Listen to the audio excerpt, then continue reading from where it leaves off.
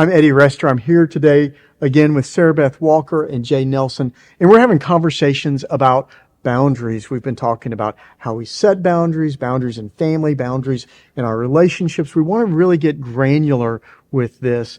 And one of the conversations we had regarding boundaries was about our work. How do we understand work, and how do we understand how to set boundaries in place that may pay us or may require us to be present sometimes. So Jay, you've been leading and asking the questions that people have given. So Yeah, well, let's start here because the reality for almost all of us is we've all got somebody in authority over us when it comes to the workplace.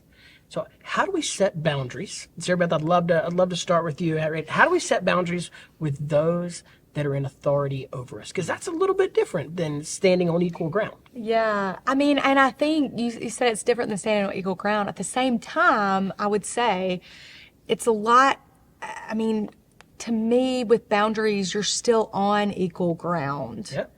Because even if Eddie is above me, he can still listen to me and hear my concerns and my needs and my expectations, regardless of our differences and what we're doing. So it might be really a simple answer, but I do think that as long as you are coming to the person who is in authority over you with respect and honesty and just a realness, like that's all you can do. I think that's the thing. Go with honesty, go with integrity. You may also want to go armed with a list of your job responsibilities. If this is about overwork, if this is about a job that pays for 40 hours, but you're working 60 or 70 hours, it may be you can start with a job description that allows you the common ground to start. Sure. Yeah. I think it's an extremely helpful place, and I think that's really helpful to hear. At least, and I'm internalizing it a little bit of going like, because in our context, right, like you are my boss, thinking that to go, hey, I wanna do my best. I wanna do good work, but I'm dying here. Right. How and to know, and I think the healthy thing, and I'll just put a plug in for you in case anybody wants to come work with us. I think it's a great boss is one that's willing to hear that. May not always agree with you, Right. but is willing to go, I hear what you're saying. And that will see you on equal ground. Yeah. Exactly. And I think that was really helpful in the way you said that. Yeah. I appreciated that. And I think that's the mark of a really great boss, or one that says, I hear what you're saying, I'm just not listening to you, so go back and do what you That's need how to it is do. a lot of the times, unfortunately. Yeah, unfortunately, it's that way.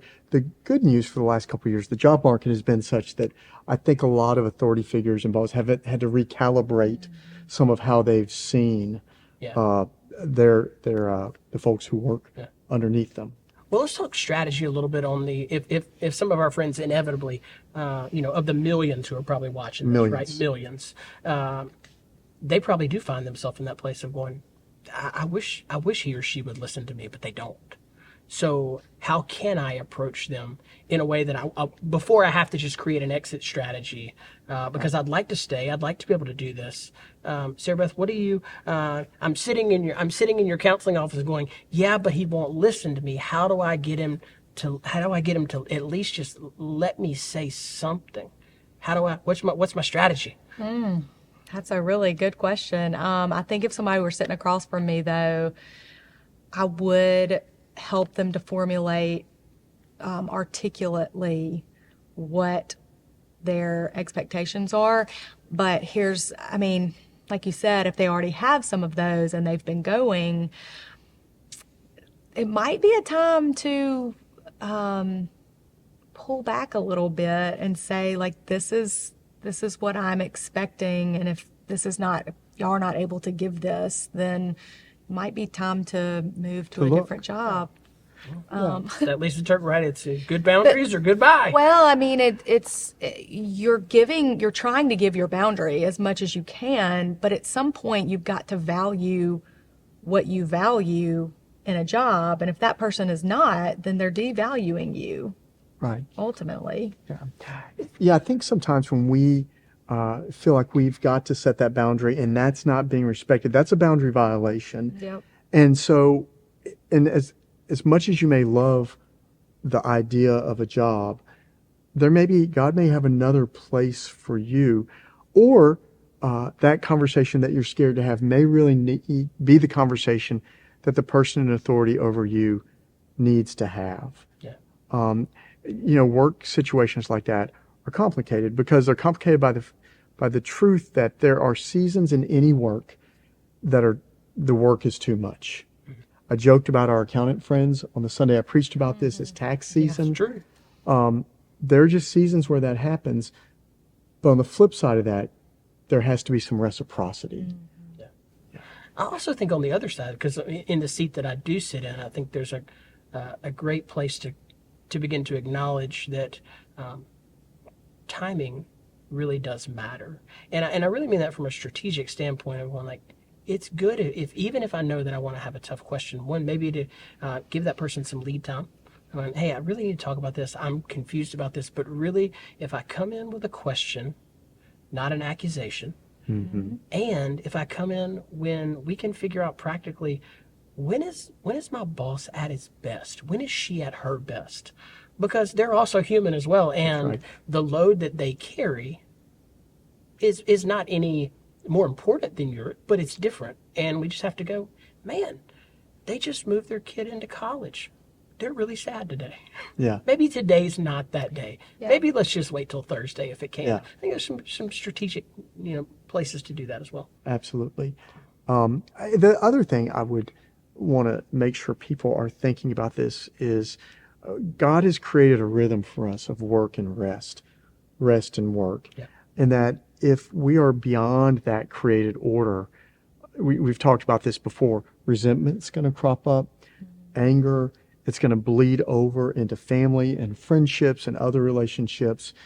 And so making sure that we have our work life in a good rhythm is incredibly important for us, because if we don't, it's because so much of our life, 2,000 hours a year at work for Americans, it's going to impact everything else. Yeah. And like you said, and that those hours are growing. Right. So let's flip it to something that is distinctly Christian.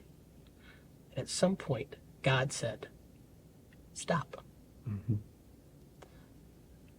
We're not very good at it on the whole. I think we can probably all agree. Maybe individually we're okay at it, but on the whole, we're not very good at that. What are some? I'd love to dig a little bit deeper from Sunday's message. So, yeah, Eddie, I hear you, but and there's always going to be that. But how do you begin to help prioritize and execute a Sabbath? I'll say this, and I'd love to hear your perspective, Sarah Beth. I think sometimes we simply have to own our own lives. I mean, and that means if we know that the rhythm of Sabbath and work is critical to who we are and how we're going to live this life, then we have to own that somehow. And we have to think, what is this job worth to me? What does it mean to me that I'm hanging on to this job that is wearing my soul out?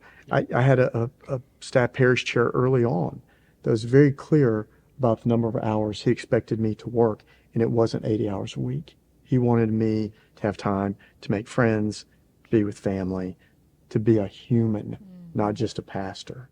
And as a result, he's the guy you're still talking about. He's this guy I still talk about. So yeah, what do you think? Yeah, I think just to add on to that, like owning your own life, it just kind of brings even to like a personal place for me as well, and with people that I work with, like what priority is work taking in my life? Like, how am I allowing it? I'm allowing it to take me over. Right, that's good. Because what is behind all that? Is it I want more money? Is it I want to have status? Is it I want to look good? Whatever it might be. I want to be the best counselor in all of Madison, whatever. yeah, That's what I would encourage, is like look inwardly to like what priority is this taking in my life? I think another piece of this is that we have to be honest about what work can give to us.